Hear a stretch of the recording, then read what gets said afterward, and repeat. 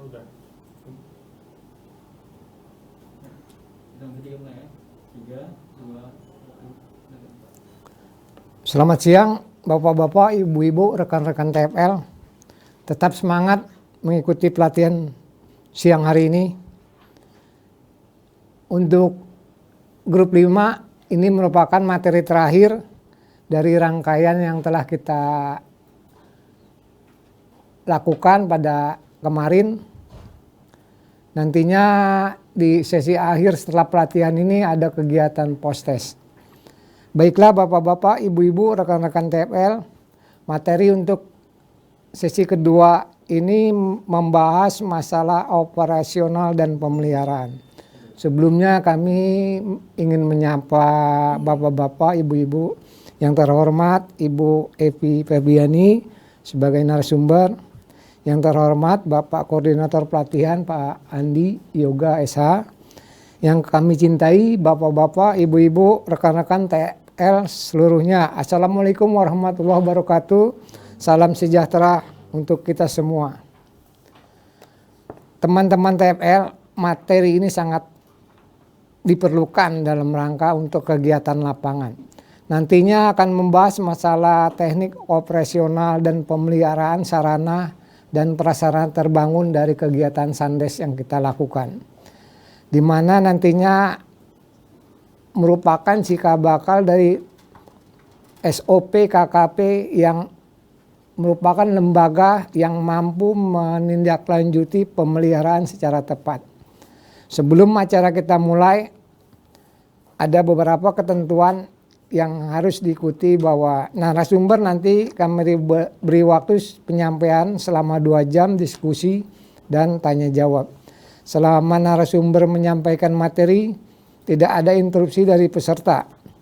Setelah narasumber menyampaikan materi, maka akan dibuka sesi tanya jawab. Selanjutnya kami persilakan kepada Ibu Evi untuk menyampaikan materi. Wassalamualaikum warahmatullahi wabarakatuh. Waalaikumsalam warahmatullahi wabarakatuh. Kasih Pak Uci.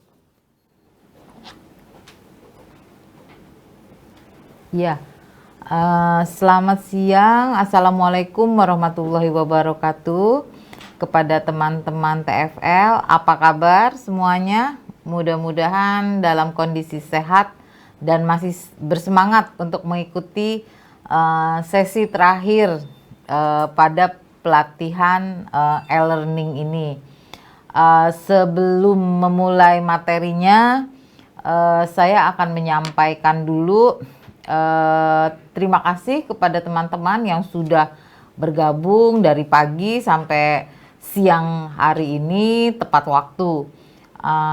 Saya juga ingin memperkenalkan diri, nama saya Evi Febriani. Pada saat ini saya bertugas di Direktorat Sanitasi dan kebetulan saya sebagai PIC untuk program sanitasi pedesaan padat karya. Nah, teman-teman sekalian, dari hari kemarin teman-teman sudah ikut pelatihan melalui e-learning ini. Operasional dan pemeliharaan ini materi terakhir yang teman-teman akan ikuti.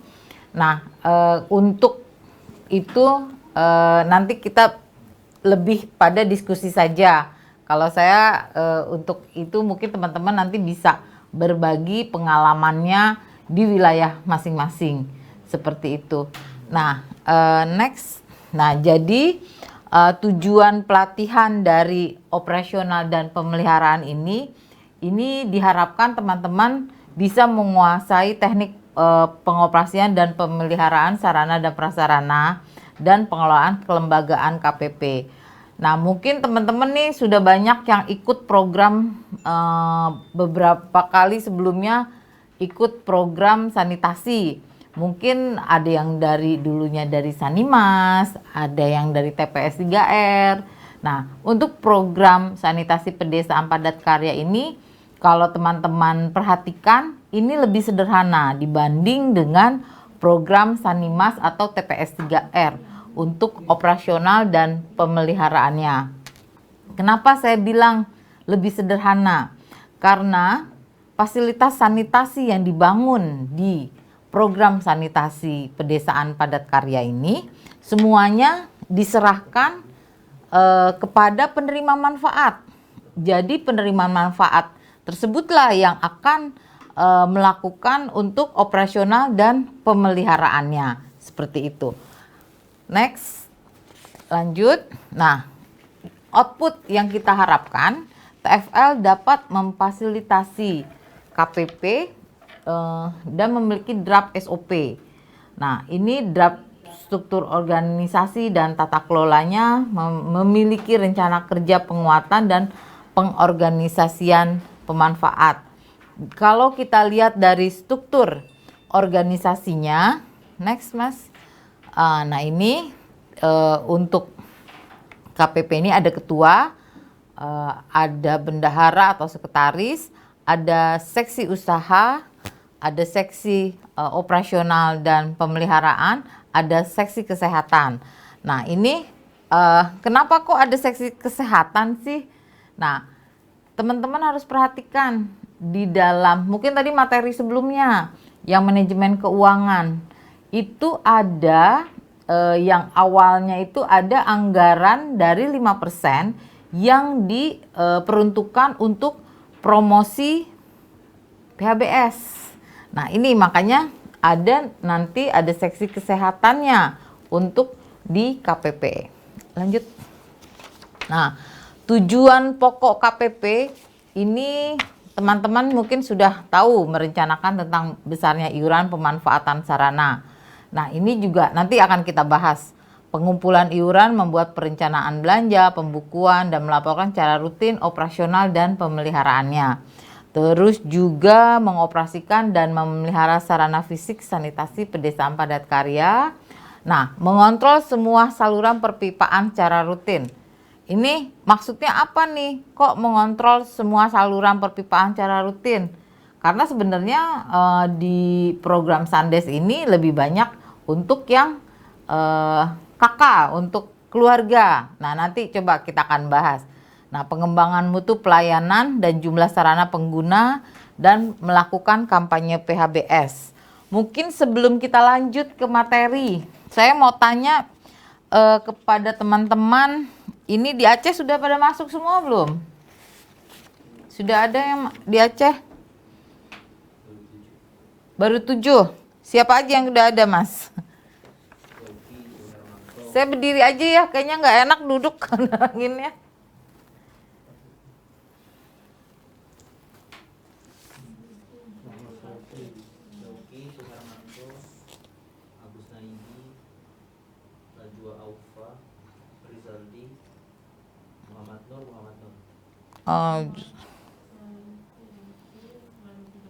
Oh yang oke. Ini yang Lauja Aufa. Mana Lauja Aufa? Oke. Mbak Lauja Aufa, coba bisa diceritakan sekarang progresnya di lapangan di Aceh Timur sudah sampai mana di daerah dampingannya? Bisa langsung nanti memperkenalkan diri. Silakan Mbak Lauja.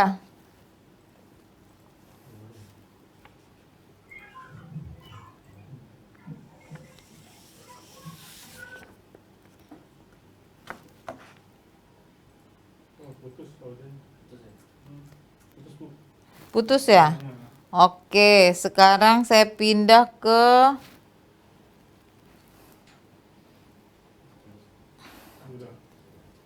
Muhammad Nur. Oh, ada dua. Oh, ada dua ya. Oh, dua-duanya Muhammad Nur. Muhammad. Oke, udah diganti daripada Suhermanto. Ada, sudah masuk belum?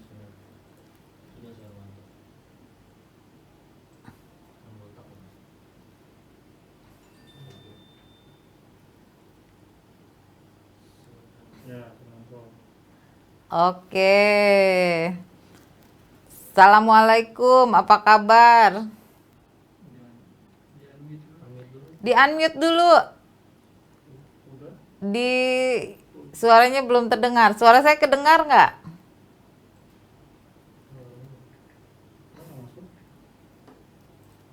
Suaranya belum kedengar.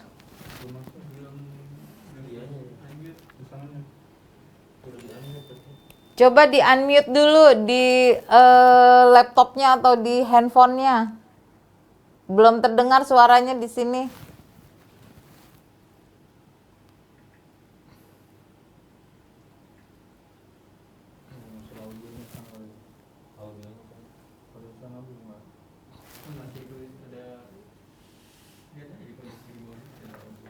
Iya, nggak ada Bu. Nggak ngecek kamu. Buka.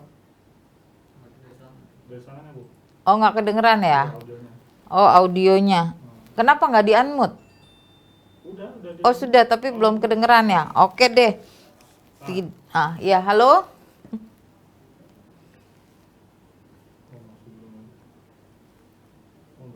Nggak kedengeran juga. Oke.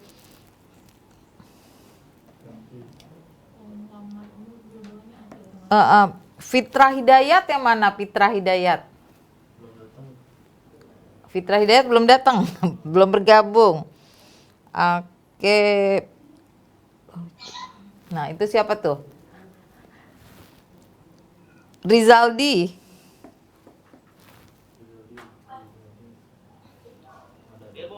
Nah, coba akhirnya bisa terdengar. Ya, selamat siang. Apa kabar? Iya. Nah, coba Pak Rijaldi bisa ceritakan progres di lapangan di wilayah Pak Rijaldi itu progresnya sudah sampai mana? Ya, terima kasih Bu. Perkenalkan, nama saya Rizaldi. Saya sebagai tim pemberdayaan di Kabupaten Aceh Timur.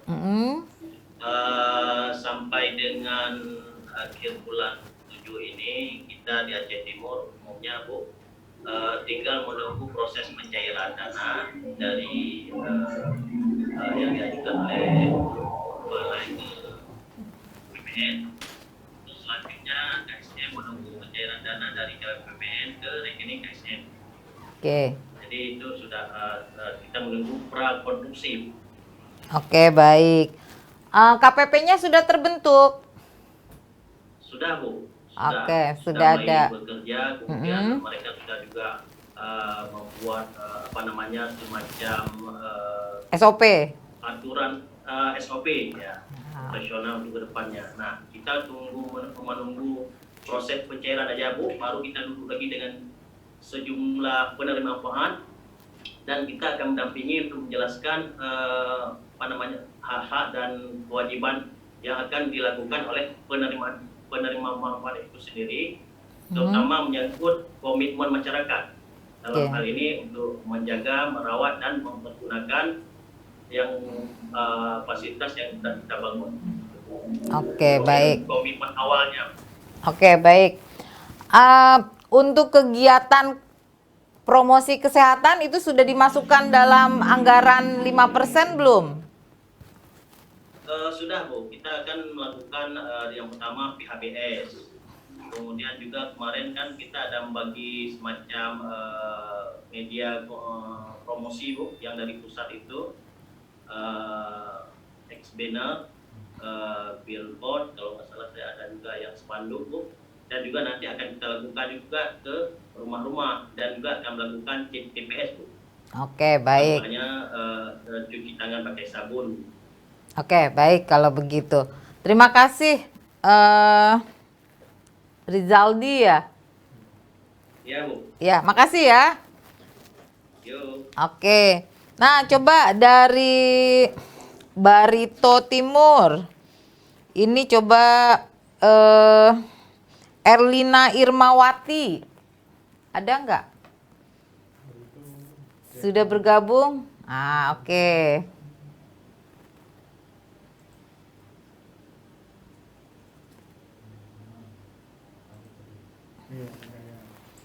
Erlina, yang mana Erlina? Ya, selamat siang menjelang sore Erlina, apa kabar? Ya, bisa tolong diceritakan di lokasi dampingannya progresnya udah sampai mana? saya TFL Pemberdayaan dari Barito Timur. Kita dampingi 2 desa, Desa Rodok sama Desa Ampambua. Kalau di 2 desa ini kita sudah konstruksi, Bu.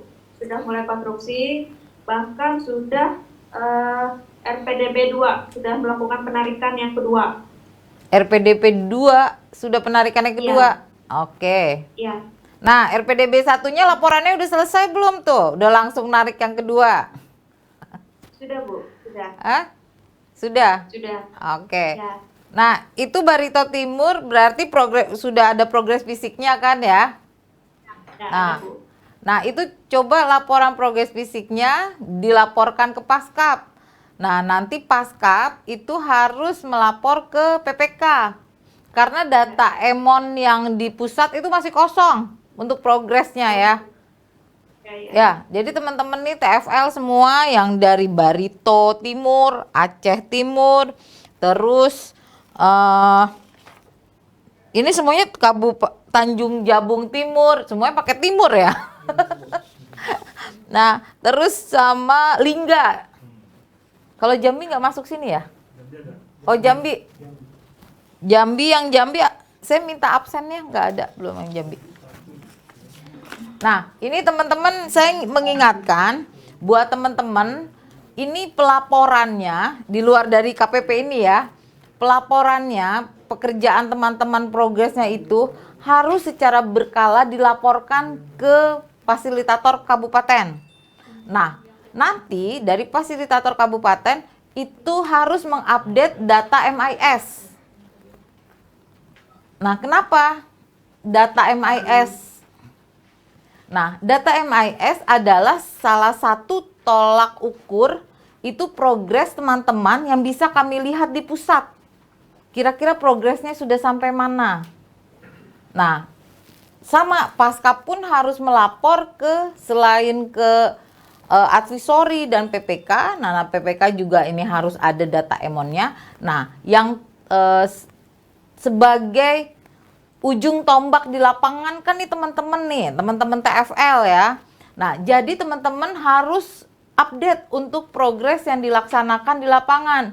Jangan sampai, ini saya juga baru tahu nih, di Barito Timur ternyata sudah progresnya sudah fisik, sudah mau pencairan tahap 2. Tapi yang saya tahu itu progresnya di pusat belum ada untuk fisiknya. Nah, jangan sampai seperti itu.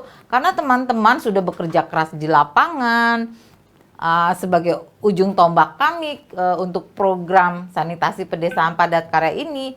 Kalau teman-teman sudah melakukan yang terbaik, tapi kami tidak bisa melihat progres yang ada di lapangan gitu ya. Nah, ini mohon teman-teman nanti pelaporannya harus secara berkala dilakukan ya.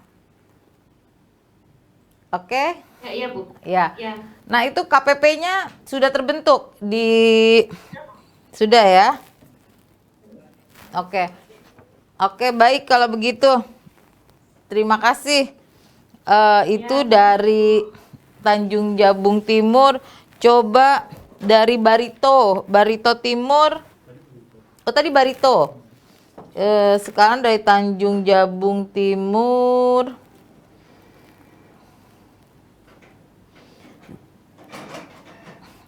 Arif Fandi, Kabupaten Tanjung Jabung Timur. Sudah bergabung? Sudah, Bu. Sudah. Halo. Ya, ya, halo. Ya. Silakan. Iya, Bu. Ya, progresnya sudah Ya. sampai mana di lapangan? Baik, Bu. Perkenalkan, nama saya Arif Fandi, TPL Teknik. Salah satu dari dampingannya adalah Bakti Daman dan Kerbau. Baik. Untuk saat ini kita baru melakukan pencairan dana dari bank tahap pertama, Bu. Ya. Jadi progres fisik di lapangan baru langsir bahan bangunan, Bu. Oke. Jadi belum ada ini untuk fisik, memang belum ada. Mungkin yang bisa dihitungkan untuk progres fisik mungkin baru untuk operasional PSM baru, Bu. Gitu. Oke, baik. Tapi KPP-nya sudah terbentuk ya? Sudah, Bu, sudah. Oke, baik. Kalau begitu. Terima kasih Iya Bu, sama-sama Bu. Coba dari Lingga. Lingga ini Haris. Pak Haris ada bergabung? Abdul Haris ya di sini absennya. Ya.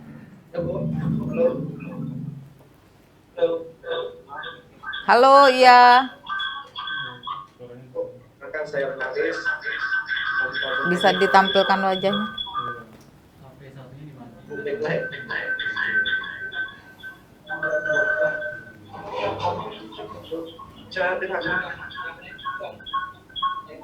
Nah, ya. Jadi untuk Kabupaten Lingga, Ya. kita udah pencairan tahap pertama. Ya. Kita satu minggu ini kita udah mulai konstruksi. Oke.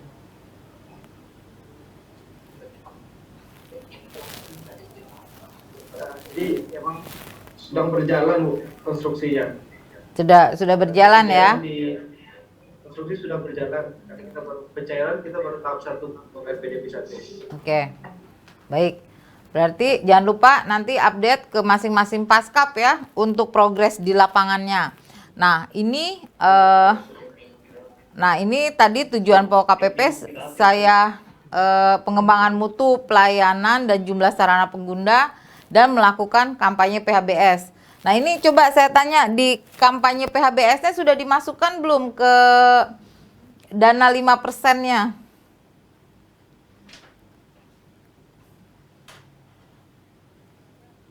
Sudah Bu.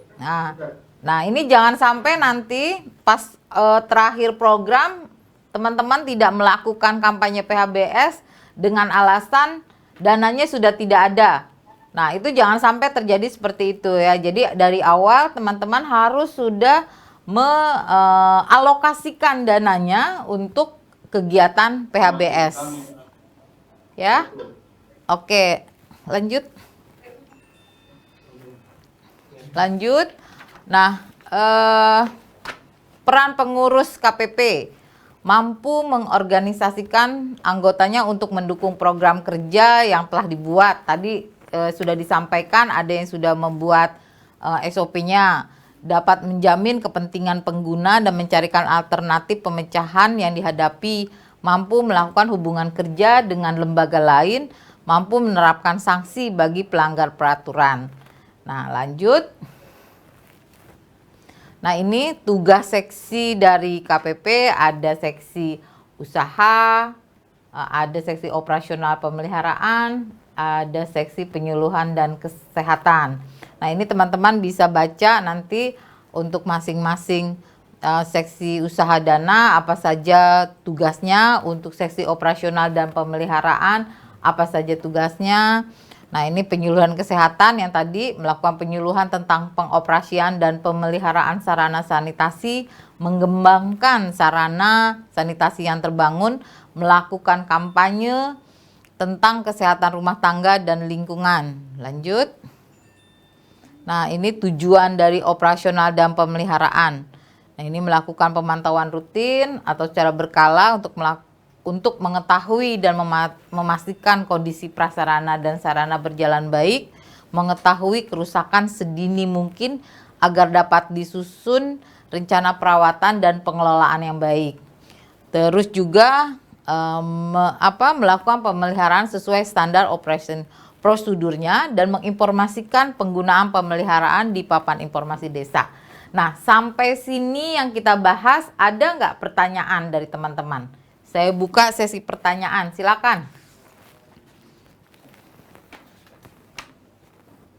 Ayo, kalau nggak ada yang nanya, ntar saya yang nanya. Ayo, siapa yang mau bertanya? Silakan.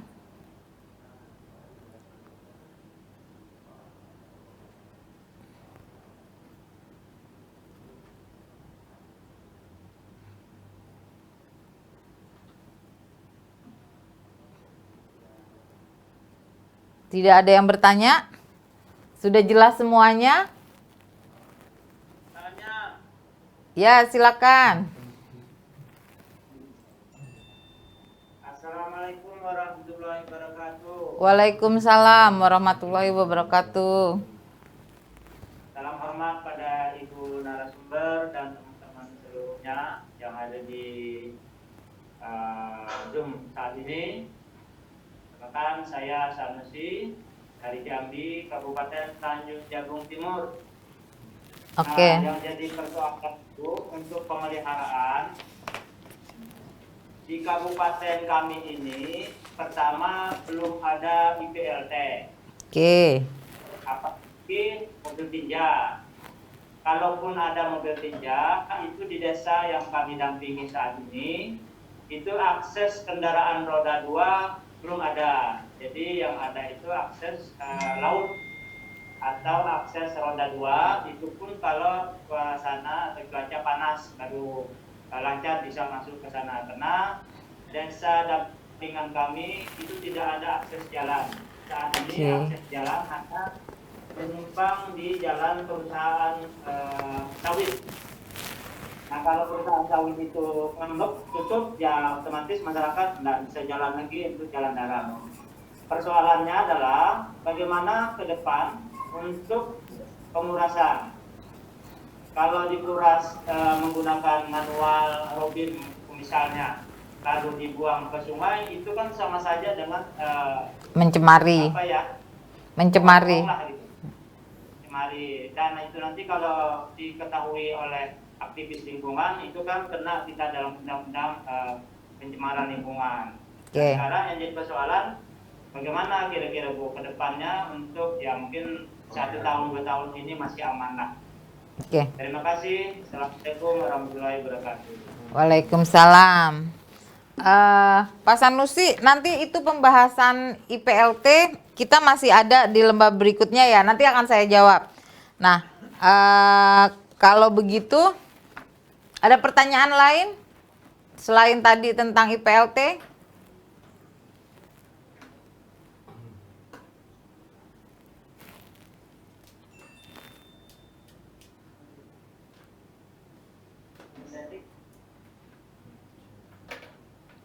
Ya, halo.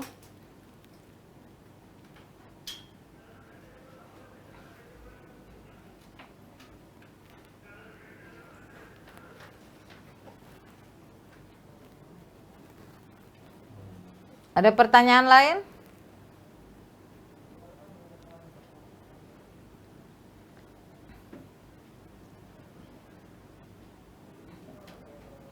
Belum ada. Kalau belum ada, kita lanjut dulu. Ada 2 slide lagi sampai dengan masuk ke IPLT. Ya, silakan.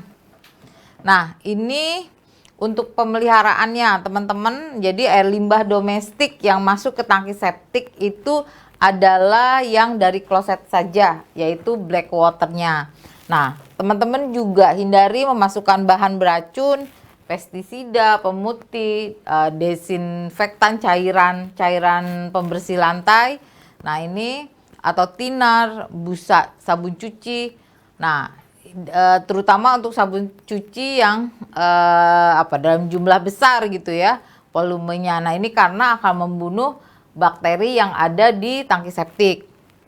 Nah, ini juga kita hindarkan juga padatan atau bahan yang sulit terurai seperti potongan kain, sisa-sisa makanan.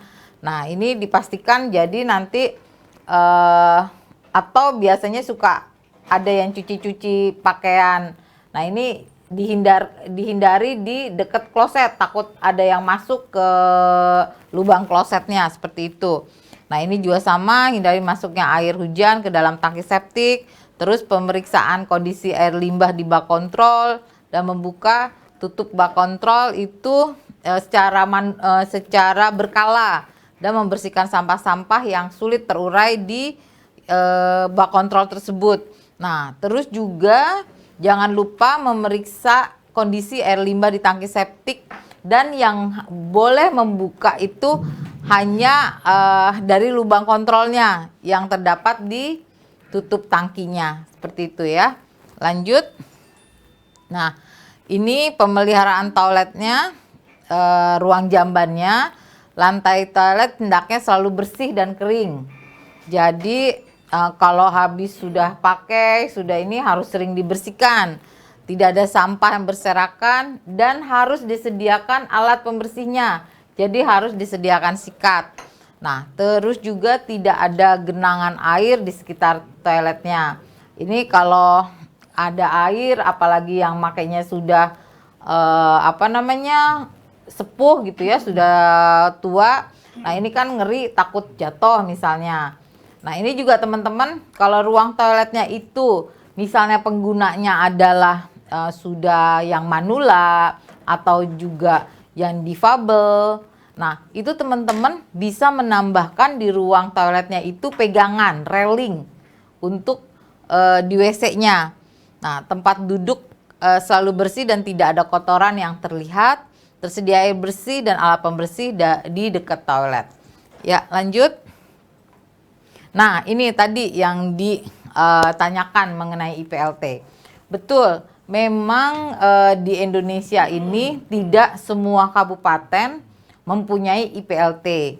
Walaupun mempunyai IPLT, karena program sanitasi pedesaan padat karya ini lokasinya di desa-desa yang bisa disebut remote area dengan keterbatasan akses.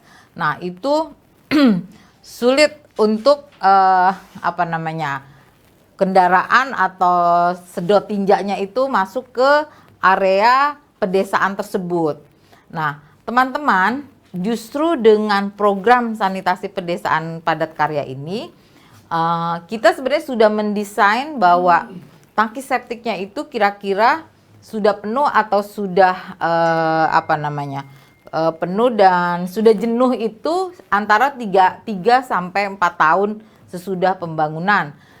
Itu kalau tangki septiknya benar-benar dijaga. Yang tadi jangan ada yang buang desinfektan ke lubang WC sehingga terjadi bakterinya mati seperti itu.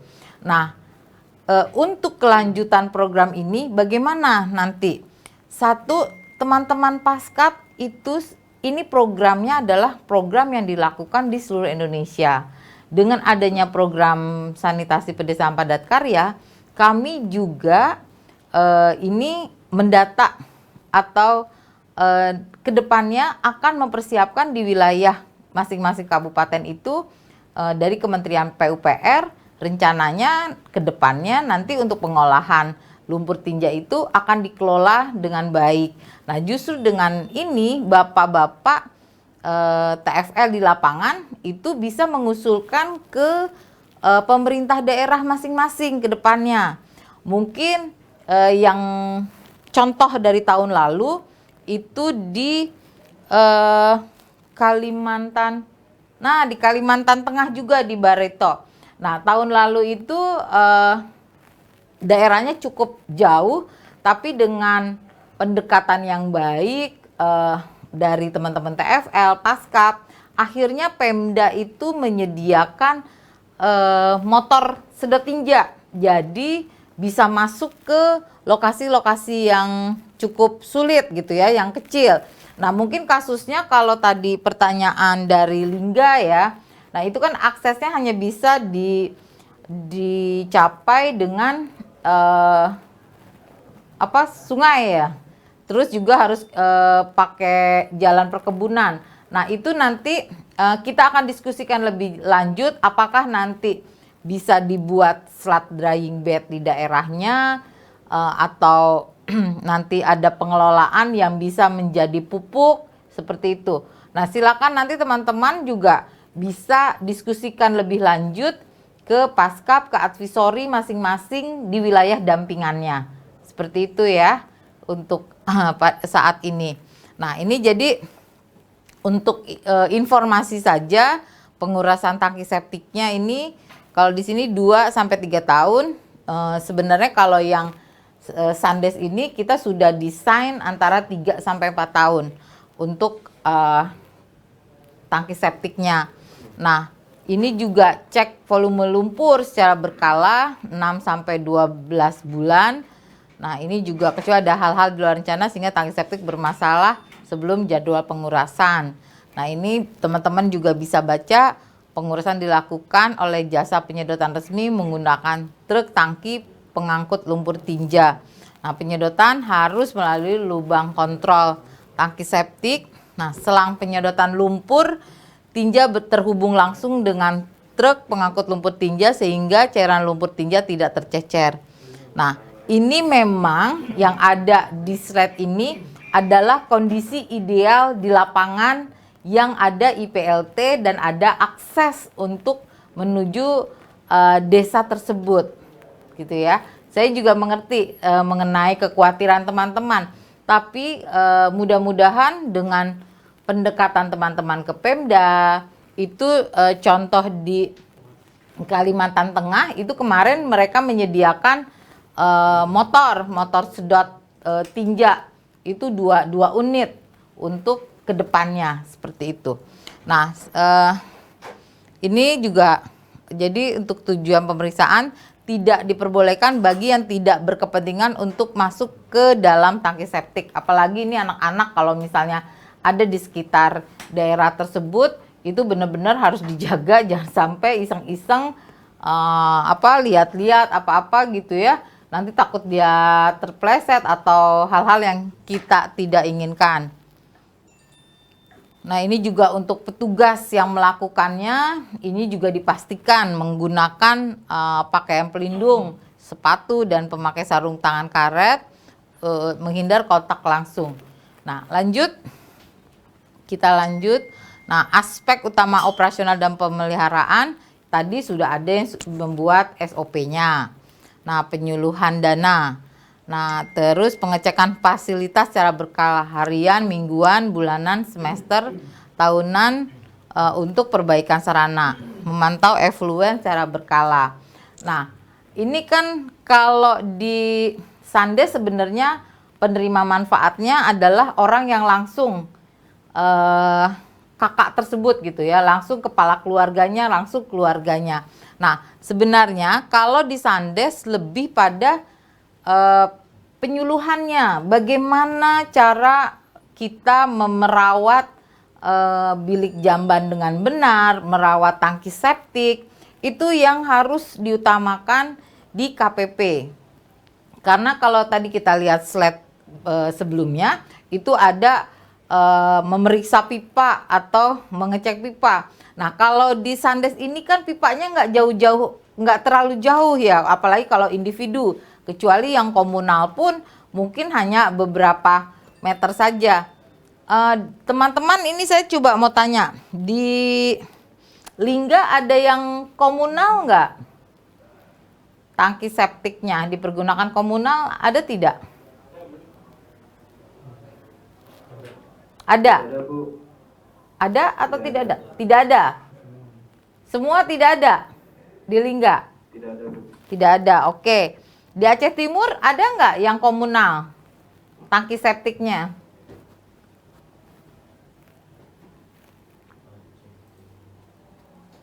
Oh, Jambi ada katanya. Jambi ada, itu untuk berapa kakak? Jambi ada, coba tadi yang jawab Jambi ada siapa? Maaf. Pak Arif, coba bisa diceritakan untuk berapa kakak untuk komunalnya? Halo. Halo, ya, waalaikumsalam. Pak Arif bisa diceritakan untuk berapa kakak di Jambi adanya itu tangki septik komunalnya? Kalau untuk kakak kita desainnya di atas 3 kakak, Bu. Jadi untuk desainnya di atas 3 kakak itu komunal, Bu. Iya, berapa? Juga, Untuk berapa dua kakak? juga ada yang komunal. Untuk berapa kakak ada? Di atas 3, Bu. Iya kan, komunal itu ada yang 2 kakak, 3 kakak, 4 kakak, sampai 10 kakak. Nah, itu itu berapa kakak yang ada di Jambi? Semuanya. Kalau saya kurang tahu juga, Bu, karena itu lokasi kawan-kawan, Bu. Nah, kalau untuk saya individual semua, cuman untuk lokasi kawan-kawan ada yang komunal. Dengan desain untuk yang 2 kakak dan 3 kakak gitu, Bu. Oke, baik, terima kasih. Nah, pipanya itu kira-kira berapa meter untuk yang komunal? Ada 2 kakak, apakah berdekatan atau bagaimana?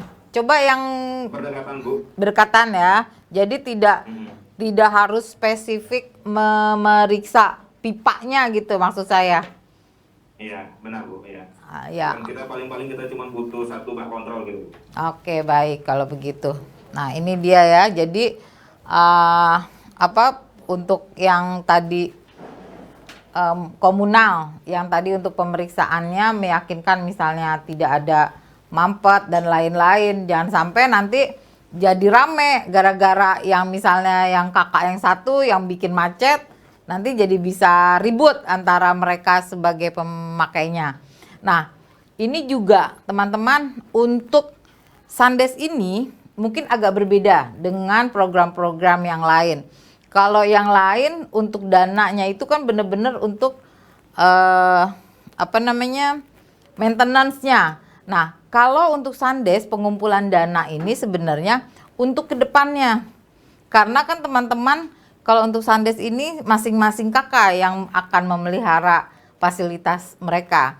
Nah, untuk kedepannya bila ada kegiatan lain untuk pemeliharaan yang secara masif gitu yang ini, nah itu yang memerlukan dana. Nah, dana itu juga kita tidak bisa patok berapa besarannya. Jadi tergantung dari masing-masing kesepakatan. Bisa jadi kalau misalnya di daerah Jabung Timur itu cukup satu kakak misalnya 3.000. Nah, bisa jadi di tempat lain, di kabupaten lain atau di desa yang sama, di desa satu kabupaten tapi beda desa, uang untuk pemeliharaannya itu bisa saja berbeda. Jadi tergantung kesepakatan masing-masing dari penerima manfaat. Seperti itu ya. Lanjut. Nah, ini kemampuan non teknis yang harus dimiliki personil KPP. Jadi selain tadi data penerima manfaat itu KPP harus punya. Jadi di kampung dia, di desa dia, siapa aja sih yang menerima program Sandes ini? Itu datanya harus lengkap. Nah, nanti kalau KSM sudah bekerja dan KSM bekerja selama program, nah nanti setelah serah terima, itu data yang ada itu harus diserahkan ke KPP. Biar KPP tahu rumah Pak A, B, C yang dapat program tersebut. Jadi jelas penerima manfaatnya. Nah, itu pun berhubungan dengan pengelolaan keuangan yang tadi sudah saya sampaikan bahwa itu berdasarkan hasil kesepakatan bersama. Kalaupun nanti akan ada pengumpulan uang. Nah, penyuluhan yang ada di desa tersebut KPP-nya itu tadi bagaimana cara memelihara tangki septik, bagaimana cara pemeliharaan ruang biliknya. Nah, seperti itu. Dan untuk maintenance-nya, apakah nanti misalnya untuk penyedotan di 3 tahun atau 2 tahun berikutnya. Nah, itu juga harus menggerakkan partisipasi masyarakat yang ada di wilayah tersebut. Seperti itu. Lanjut. Nah, ini pemeliharaan.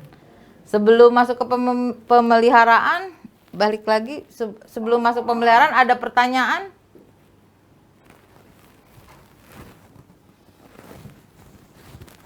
Mungkin ada pertanyaan?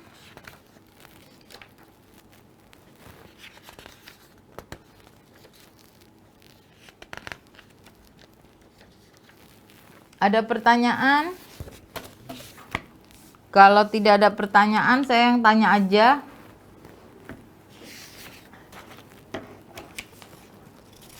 Oke. Saya tanya aja nih ya. Kalau tidak ada pertanyaan. Dari Aceh udah masuk berapa orang nih?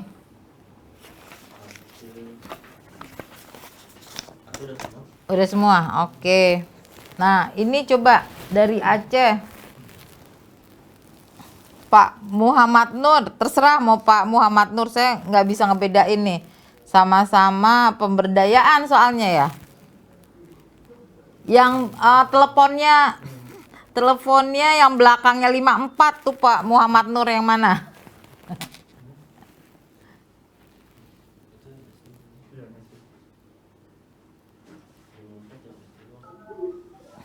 Ya, silakan Pak Muhammad Nur. Halo. Ya, halo. Assalamualaikum. Waalaikumsalam. Halo. Halo. Ya Bu. Ya. Coba bisa tolong ceritakan Pak kondisi di daerah dampingan Bapak bagaimana? Assalamualaikum warahmatullahi wabarakatuh. Lokasi dampingi saya ada 2 desa. Sampai bulan 7 kami baru menunggu pencairan dana dari PPK ke rekening KCM. Sedangkan tentang KPP baru dalam bentuk di pembentukan KPP dan sudah kami lakukan rembuk KPP tentang tata cara menjaga kebersihan, menjaga merawat jamban. Ya Bu, itu aja Bu. Oke. Bapak di daerah dampingan Bapak itu fasilitas sanitasinya berapa unit yang rencananya akan dibangun? 27. 27 unit apa individual, komunal atau tangki septik saja atau apa? Individual. Individual, oke. Kakaknya tercapai Pak minimal 35 kakak? Kalau kakak tercapai. Kami kan ada yang 2 kakak, 1 kakak. Satu rumah 2 kakak atau 3 kakak ya? Oke, baik. Baik. Rekeningnya udah buat Pak? Rekening KSM? Rekeningnya sudah buat. Ini tinggal nungguin dana dari PPK aja. Pencairan ya? Oke. Ada kendala nggak di lapangan? Mungkin saat ini belum ada kendala, tapi kendalanya kan karena uangnya belum masuk ke rekening KSM, Bu. Oke, baik. Ditunggu Pak ya. Mudah-mudahan secepatnya uangnya cair. Tetap semangat Pak. Oke, Bu. Iya. Oke. Waalaikumsalam. Nah, ini Barito Timur, Yakob Edi Sasono ada gabung?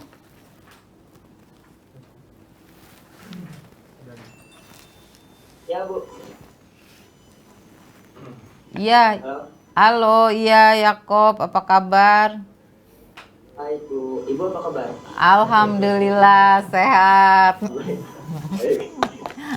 Iya, gimana Yakob di daerah dampingannya? Ya Bu, untuk daerah dampingan saya ada 2 daerah, yaitu Desa Ketap dan Desa Marapantau Bu. Progresnya untuk desa tersebut sudah pada pembangunan fisik Bu. Untuk RPDB 1 ini Bu. RPDB 1 ya? Oke. Ya, pembangunan fisik. Berapa unit rencananya yang akan dibangun? Untuk di Desa Ketap dia 16, kalau di Desa Marapantau 15 Bu. Kakaknya tercapai? Penerima manfaatnya tercapai 35? Tidak Bu. Tidak. Nah, kalau tidak itu nanti harus bikin surat ya ke Paskap bahwa alasannya apa? Tidak sampai mencapai target kakaknya. Apakah karena material cukup mahal gitu ya. Jadi dapatnya kan cuma sedikit tuh unit yang terbangunnya. Udah dicek RAB-nya. RAB-nya sudah dicek, benar? Sudah sama PLP sama Paskap juga. Oke. Ya, jadi nanti infokan. Untuk desain tempat kami itu panggung Bu, karena tempat kami banjir. Oke. Kalau banjir itu daerahnya pinggir sungai Bu. Kalau banjir dia 1 sampai 1,5 meter. Ya banjirnya itu bisa sampai 2-3 bulan Bu. Oke. Berarti banjir bulanan ya. Lama.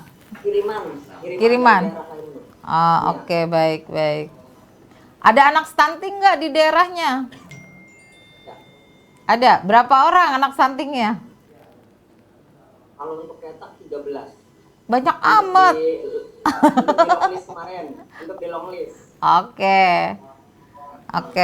Banyak Bu. Banyak ya. Rata-rata penerima manfaatnya apa? Ibu hamil, apa stunting atau apa? Stunting, ibu hamil juga. Stunting sama ibu hamil. Batita. Batita. Batita. Oke. Terima kasih Yakub. Tetap semangat ya. Ya Bu. Nah, ini coba dari Jabung Timur tadi Cory Aquino.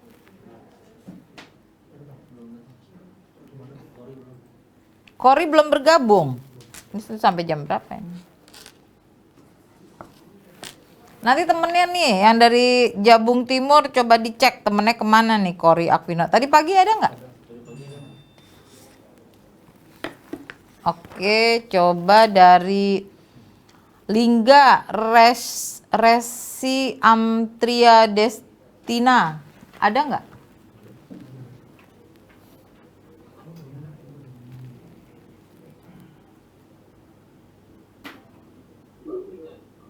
Halo Bu.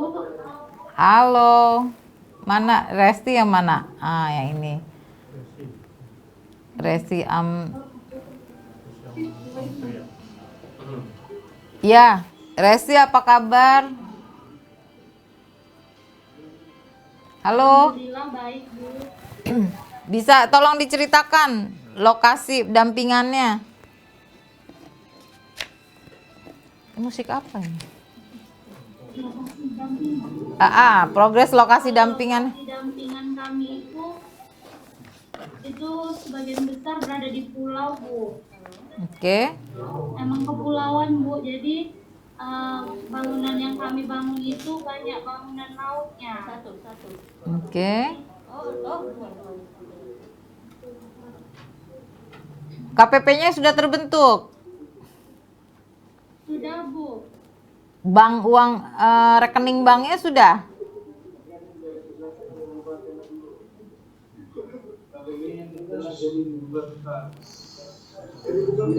Rekening banknya sudah belum?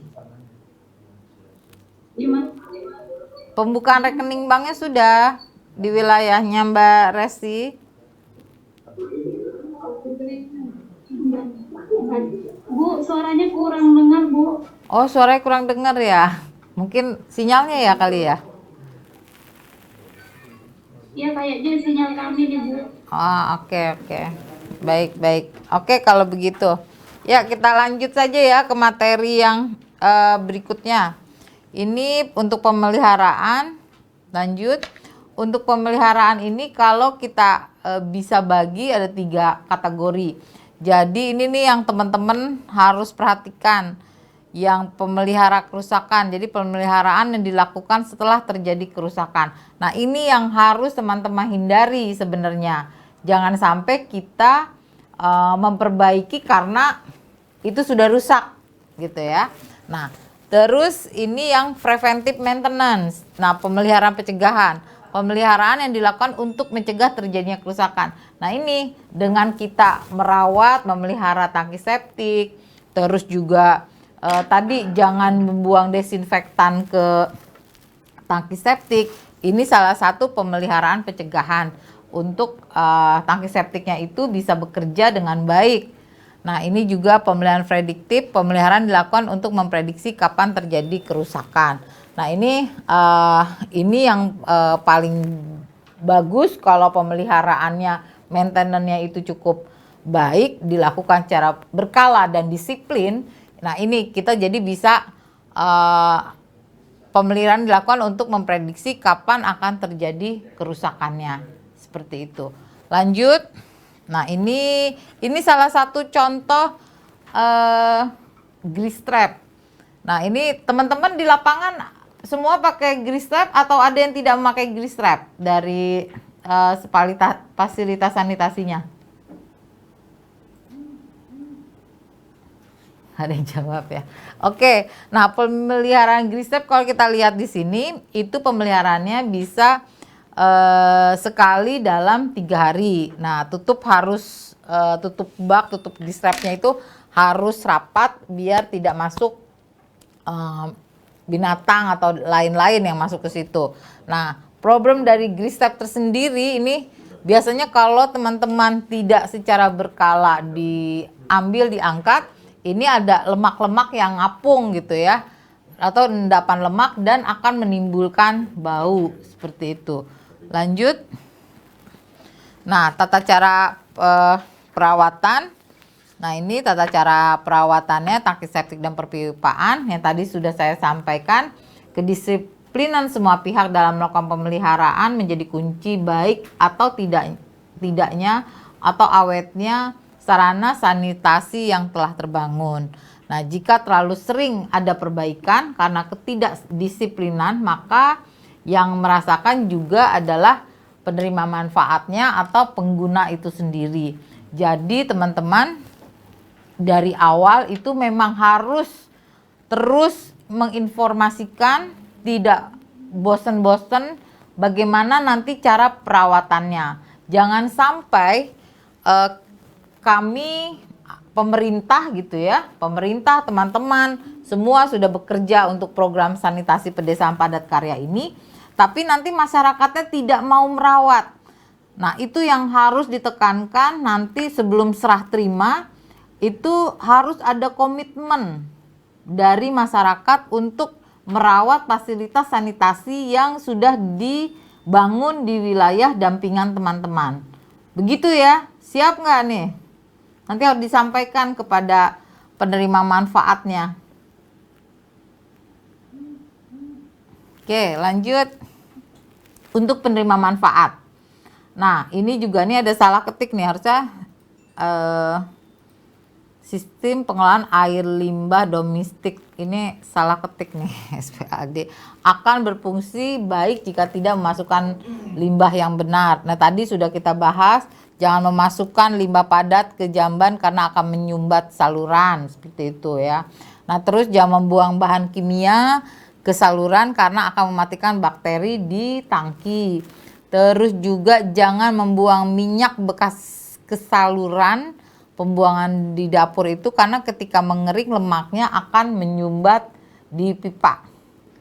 Nah, ini yang akan menghambat aliran air limbahnya.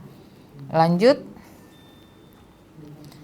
Itu dari saya. Silakan kalau masih ada pertanyaan, kita lanjutkan untuk pertanyaan.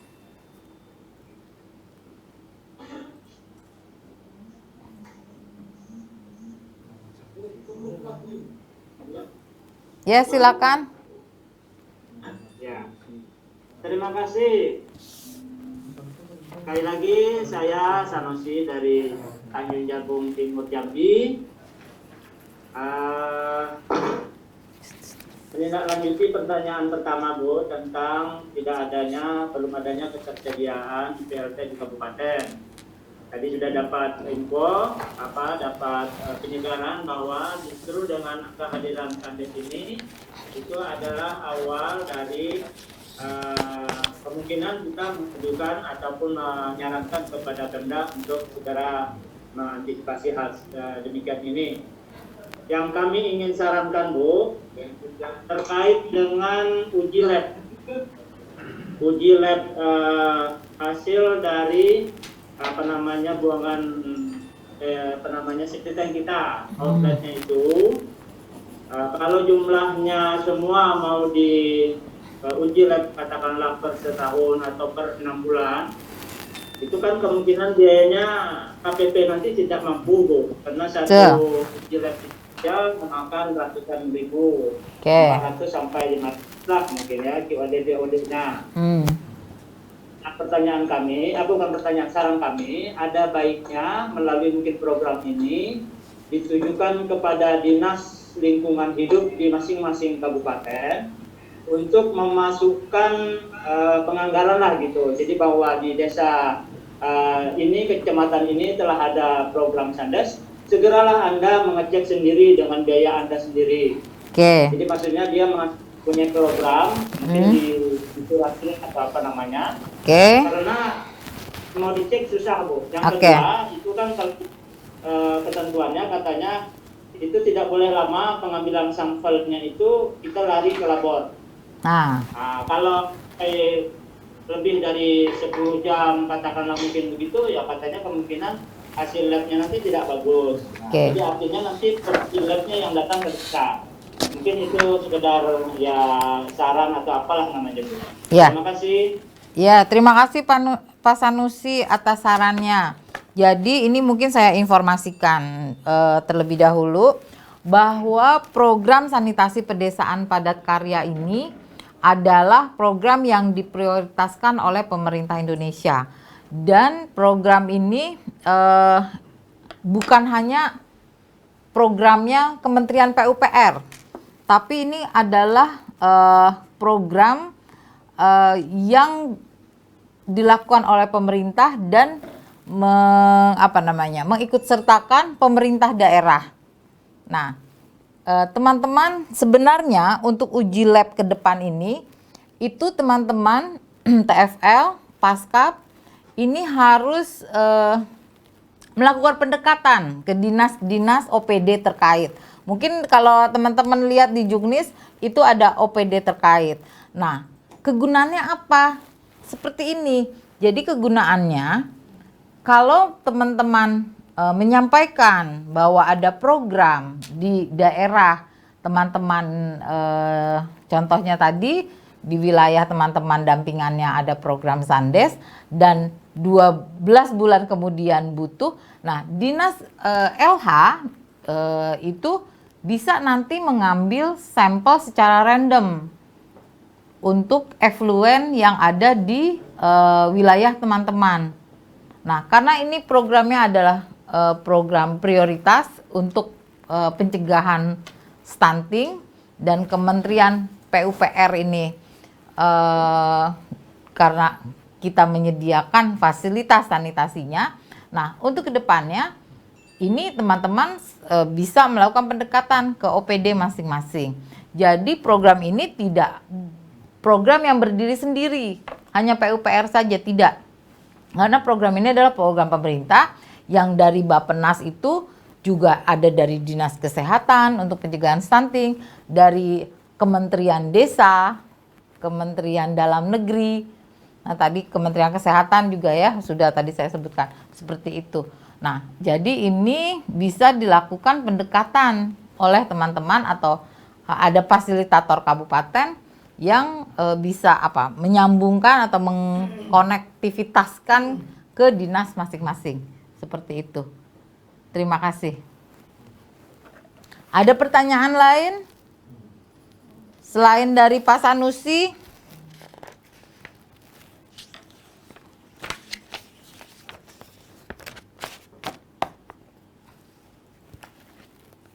Terus saya juga mau menyampaikan nih, kemarin ada pertanyaan ke saya, kelas yang lain, itu perlu nggak KPP dibuat notaris? Siapa yang bisa bantu jawab?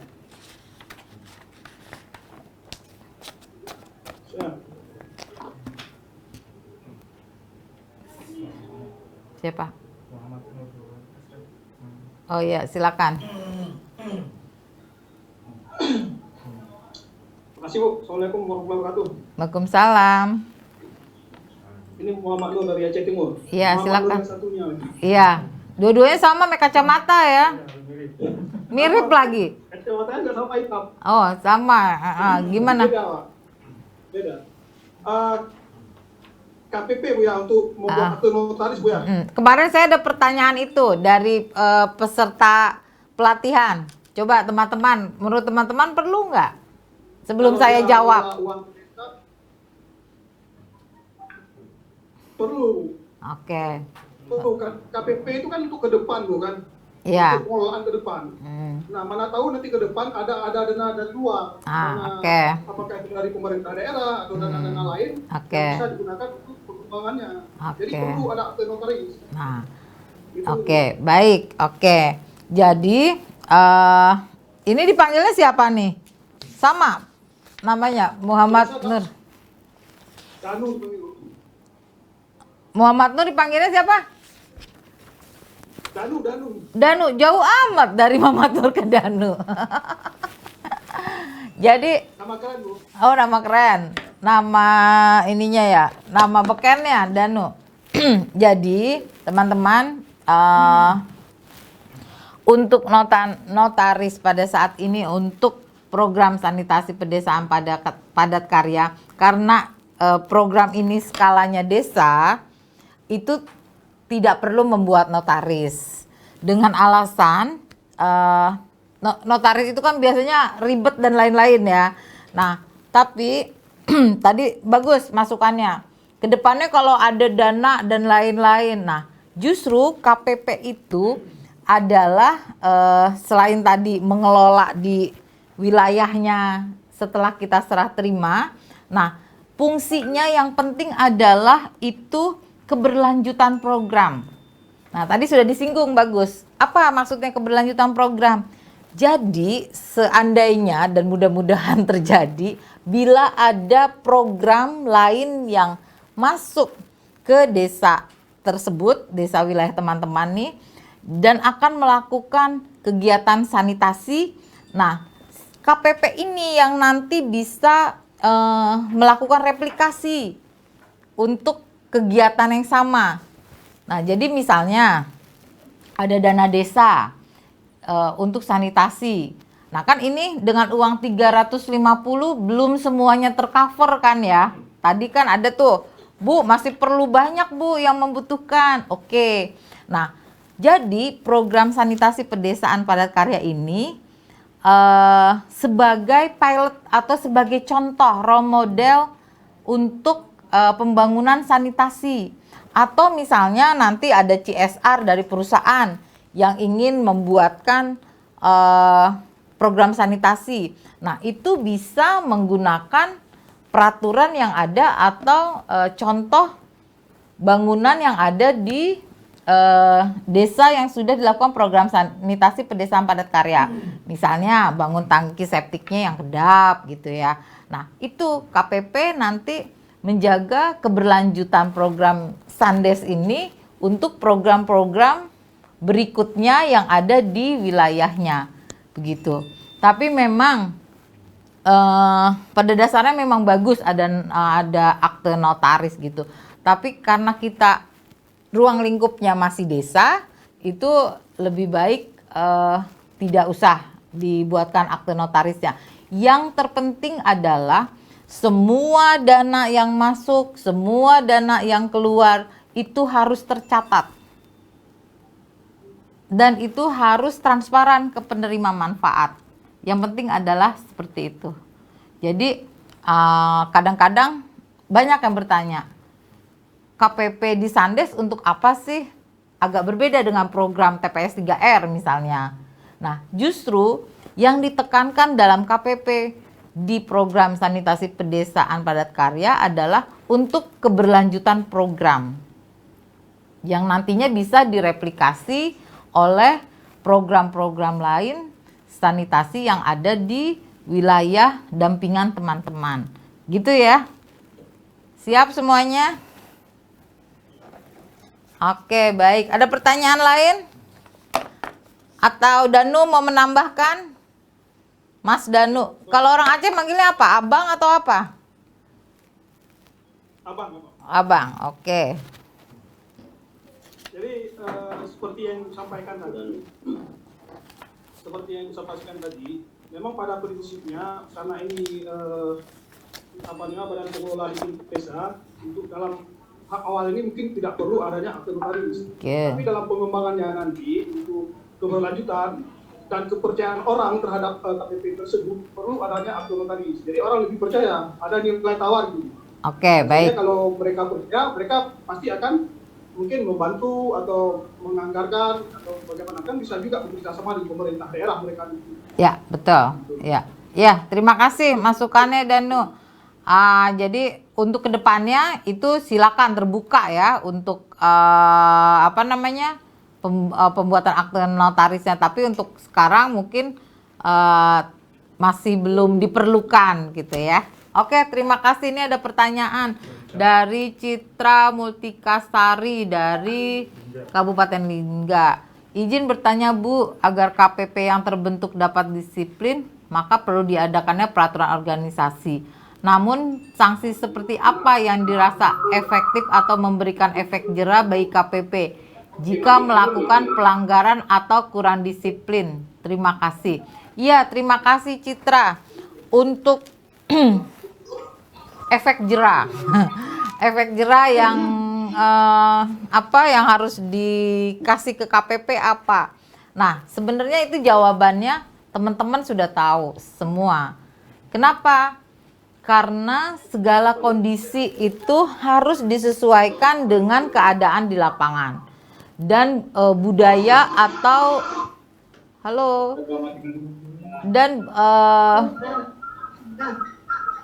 budaya yang atau budaya yang dipakai atau yang ada di masyarakat. Halo, di mute ya, udah. Nah, jadi efek jeraknya tidak bisa disamakan antar wilayah, antar kabupaten, apalagi program kita ini di Indonesia ya dengan kebudayaan yang berbeda-beda. Nah, jadi teman-teman kira-kira bisa membuat suatu peraturan yang disepakati bersama oleh masyarakat, kira-kira apa yang bisa merasa orang itu tidak nyaman atau malu. Nah, karena itu tidak sama di semua daerah seperti itu. Yang jelas semuanya harus transparan kalau untuk KPP. Begitu Mbak siapa tadi? Mbak Citra ya. Jadi nanti bisa disesuaikan dengan kesepakatan dan kondisi di lapangan masing-masing. Gitu ya. Oke, terima kasih Citra. Ada pertanyaan lagi?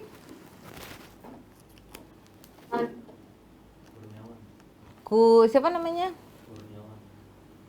Mau tanya Bu ya, silakan Kurniawan. Assalamualaikum Bu. Waalaikumsalam. Saya minum dulu ya. Silakan bertanya. Saya minum dulu, kayaknya aus nih. Saya Kurniawan Bu. Ya, silakan. Mohon izin ya, minum dulu. Ya Bu. Kami di desa dampingan kami Bu, kan di Kepulauan ini Bu. Jadi Ya. mungkin kami sampaikan sedikit permasalahan dari kondisi alam Bu. Karena kan pemeliharaan ini kita dalam kondisi cuaca alam yang berubah-ubah, kadang-kadang di kepulauan ini Bu, sumber airnya memang susah dan sulit Bu untuk kita jumpai. Jadi untuk rumah yang dapat atau unit-unit itu harus menyediakan air, itu syaratnya penggelontoran. Jadi untuk air yang didapat itu mereka harus mengambil Bu dari sumber air yang terdekat. Jadi mungkin kalau musim kemarau atau dalam kondisi itu agak susah Bu mendapatkan sumber air. Oke, baik Kurniawan. Jadi bagaimana Bu Nah, mengantisipasi oke. Nah, selama ini masyarakat di sana gimana menanggulanginya? Sumber airnya Bu, memang ada sumur galian Bu, cuman jauh jarak dari rumah itu harus mengangkut lagi Bu. Jadi ada jaraknya yang 20 meter, kalau 30 meter. Jadi kalau untuk sumur pribadi itu memang tidak semua rumah ada sumur pribadi gitu Bu. Oke, baik. Nah, Kalau musim kemarau susah Bu. oke. Nah, ini teman-teman bisa cek kebiasaan mereka di lapangan menghadapi musim kemarau itu seperti apa. Nah, ini yang jelas dalam program Sandes itu diwajibkan harus ada air penggelontoran. Nah, sebelum program kita masuk kan, itu juga mereka sudah bisa menghandle kan sebenarnya kalau misalnya musim kemarau seperti apa. Nah, itu saja mungkin yang teman-teman harus informasikan, harus dorong. Jangan sampai nanti pas musim kemarau sulit air, bilik atau tangki bilik yang teman-teman sudah bersusah payah kita bangun bersama-sama, ini pemeliharaan jadi kendor gitu ya, jadi berkurang pemeliharaannya. Jadi tetap bagaimana caranya nanti teman-teman itu diskusikan kembali dengan penerima manfaat, karena saya yakin mereka tinggal di situ juga pastinya sudah lama kan, bukan baru setahun 2 tahun kan. Jadi mereka sudah bisa mengatasi kebiasaan yang selama ini terjadi di wilayahnya. Gitu ya Kurniawan ya. Iya Bu, makasih Bu. Ya, sama-sama. Ada lagi yang ingin disampaikan? Berapa menit lagi Pak waktunya? Ya silakan.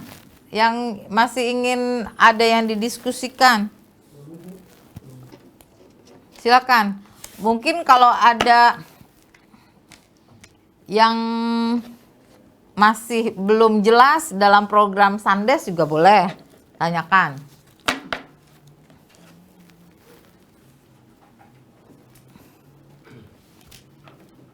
Ada yang belum jelas mungkin dalam program Sandes, silakan bisa ditanyakan.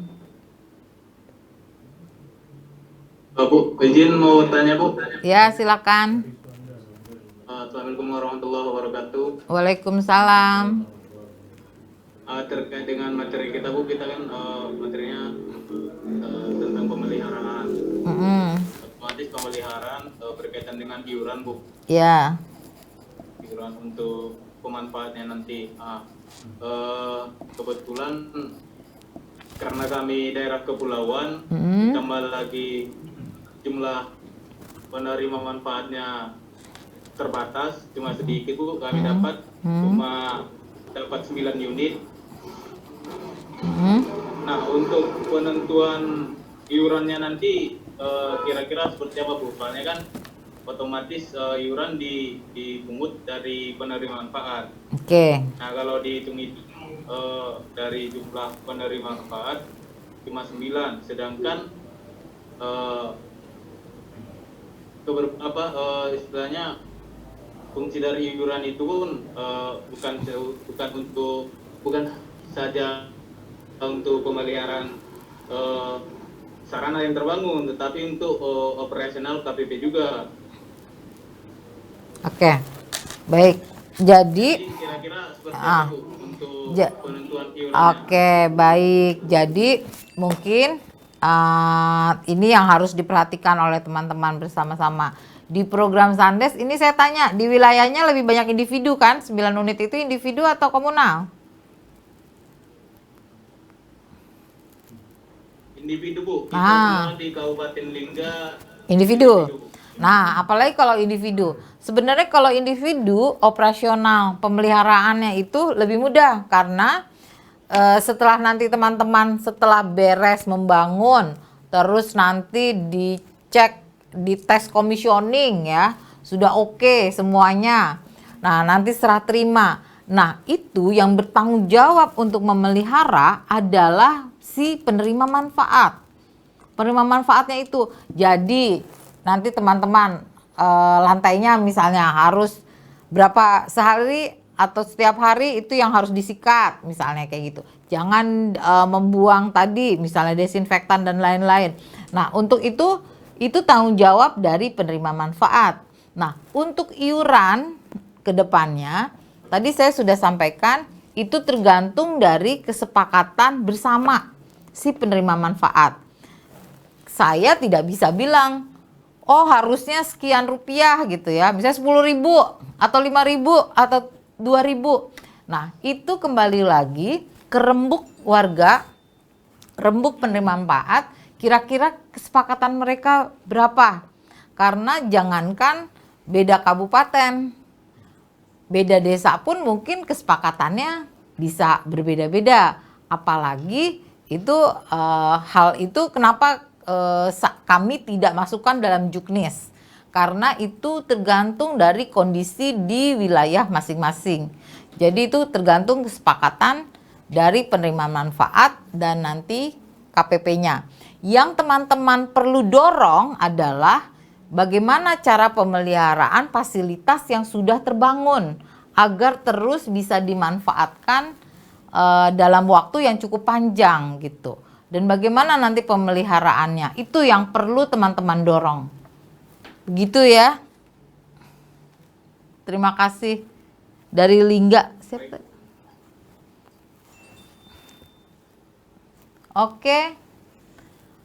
Masih bisa satu pertanyaan lagi? Oh, masih 5 menit katanya. Bisa satu lagi mungkin?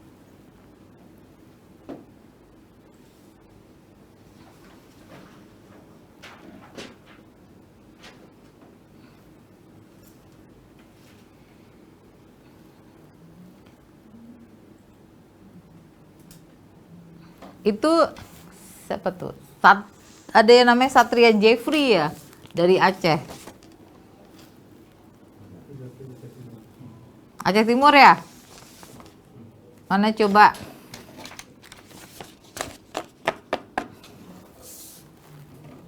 Coba, ya silakan Pak Satria Jeffrey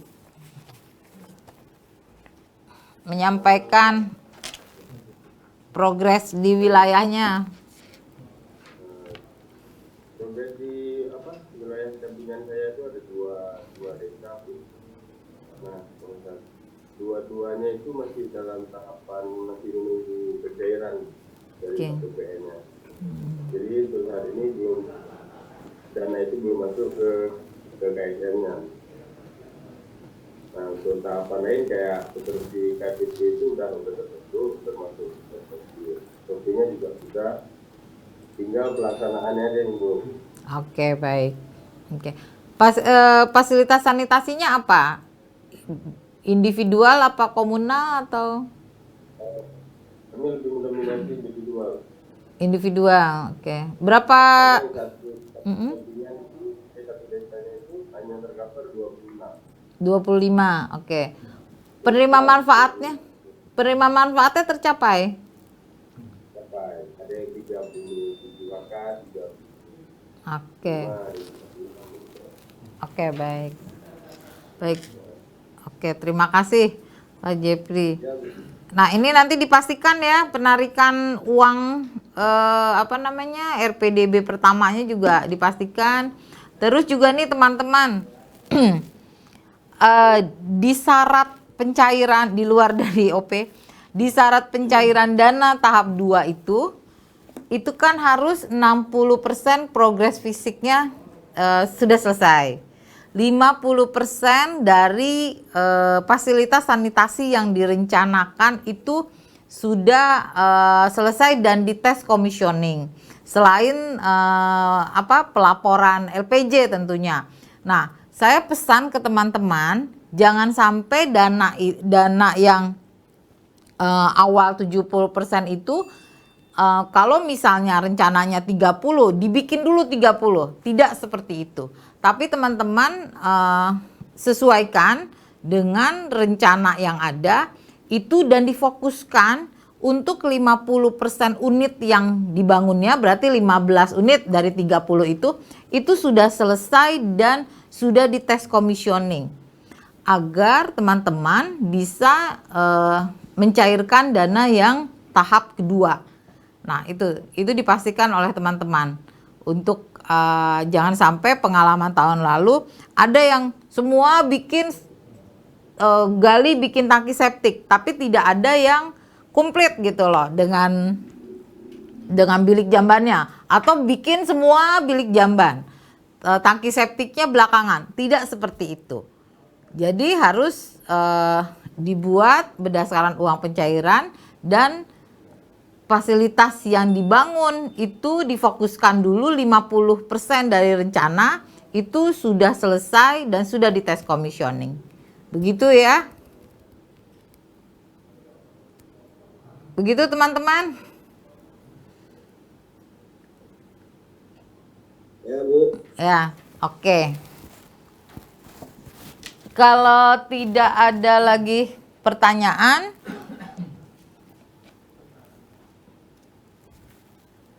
masih ada?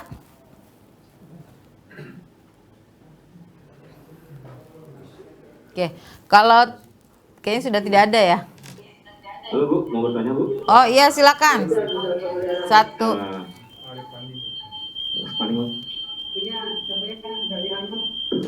Ya, mungkin ini di luar pembelajaran kita hari ini Bu. Di Juknis itu yang mana kegiatannya didahulukan SK Kades penerima manfaat. Baru dihitung dengan RAB berapa jumlah yang terdapat gitu kan Bu. Nah, yang terjadi di lapangan SK Kades misalnya 40 rumah mendapatkan kandes padat karya. Nah, setelah dihitung ternyata dananya cuma bisa kita anggap saja 30. Nah, dilema kita TFL ini, kita mau tidak mau kita mengurangkan gitu Bu, dari 40 menjadi 30. Nah, kita sebagai TFL menjadi dilema karena yang mana kita sosialisasi awal kita ingin mengejarkan kakak, ingin 35 kakak. Nah, itu jadi salah satu permasalahan kami TFL di lapangan. Baik. Dapat penjelasannya dari Bu. Baik. Terima kasih. Nah, ini dia teman-teman. Yang seharusnya kenapa harus dilakukan pemetaan? Nah, teman-teman dengan melakukan pemetaan bisa membuat long list calon penerima manfaat program. Satu, bikin dulu long listnya. Nah, jadi setelah pemetaan, nih satu teman-teman pemetaan dulu ya. Pemetaan.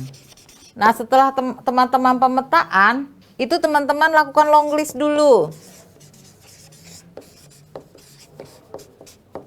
Lakukan long list sesuai dengan kriteria yang ada di Juknis. Siapa saja sih yang bisa menjadi calon penerima manfaat? Satu, ibu yang punya di keluarganya mempunyai batita dan harus MBR. Nah, terus keluarga yang punya stunting, anak stunting yang harus yang MBR. Seperti itu. Nah, terus yang keluarga yang punya batita dan harus keluarga MBR. Dari long list dan seterusnya ya, sesuai dengan syarat yang ada di Juknis. Dari long list tersebut, misalnya dapat long listnya ternyata ada 60 kakak misalnya. Dari 60 kakak teman-teman lihat lagi prioritasnya itu. Nah, prioritasnya itu yang sesuai dengan kriteria berapa. Nah, setelah itu teman-teman hitung RAB-nya. RAB-nya dihitung, setelah dihitung kira-kira dapatnya berapa. Nah, jadi nanti setelah long list, dapat long listnya, setelah teman-teman hitung RAB-nya, ini kan dapat nih kira-kira berapa unit yang bisa dibangun oleh teman-teman. Misalnya ternyata menurut RAB teman-teman tadi cuman bisa bangun 30 unit. Nah, ini buat dari long listnya itu siapa aja nih yang dapat 1 sampai 30. Dan ini harus diinformasikan ke penerima manfaatnya. Jadi dari long list yang sebanyak tersebut, long listnya misalnya 60. Sedangkan teman-teman RAB-nya hanya bisa mengcover 30. Nah, itu harus disampaikan agar tidak terjadi kecemburuan di masyarakat atau terjadi gejolak sosial. Nah, terus juga bagaimana misalnya kalau di suatu desa ini sama-sama nih punya anak batita juga sama gitu ya. Dan kuotanya, kalau istilah kuota itu misalnya hanya ada satu lagi nih. Menentukannya bagaimana?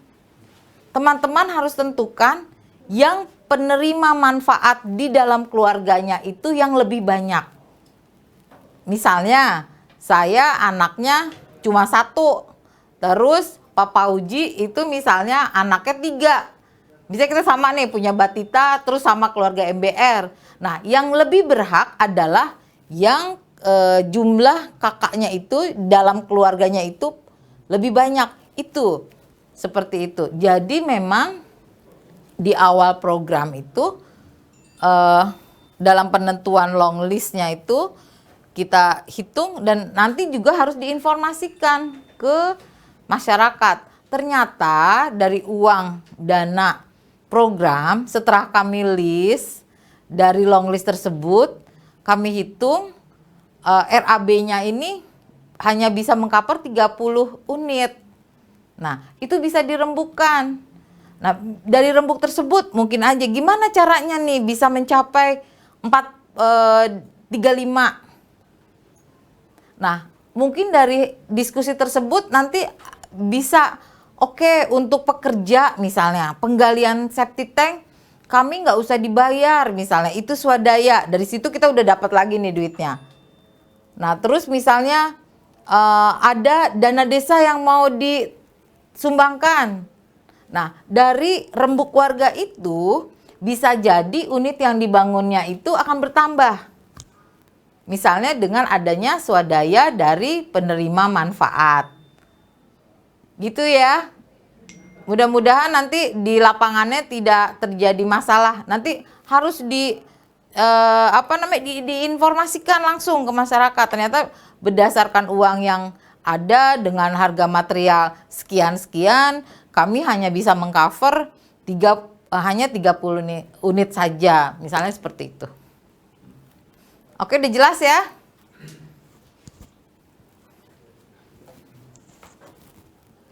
Gimana? Waktunya udah habis ya, Pak? Oke. Baik, teman-teman.